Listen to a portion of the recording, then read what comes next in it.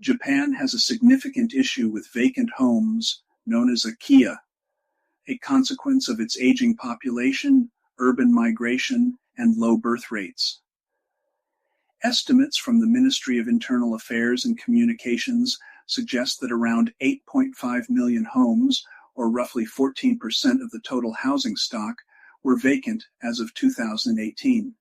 The number has likely risen since, creating a unique investment landscape. While some see potential for revitalization and profit, others warn of financial and logistical pitfalls. In many rural areas, vacant houses are sold at strikingly low prices.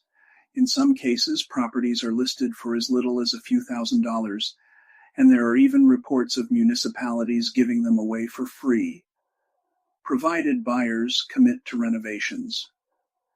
This affordability lowers the entry barrier for investors, including foreign buyers who may find the Japanese real estate market otherwise expensive.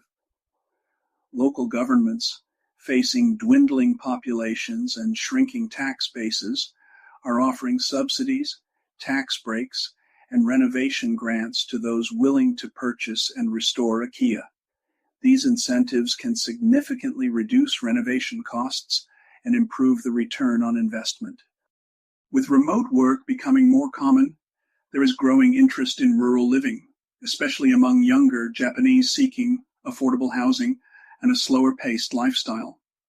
Some investors are successfully converting vacant homes into rental properties, vacation homes, or even co-working spaces.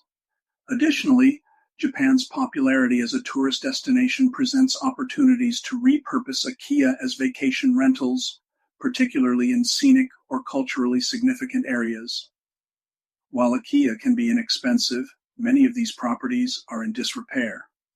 Japan's building codes have undergone multiple updates, making older homes non-compliant. Renovations can become costly, especially if structural issues arise.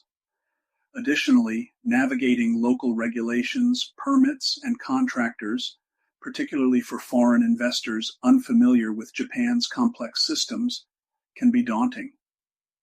Japanese homes, especially those built after World War II, are often viewed as depreciating assets.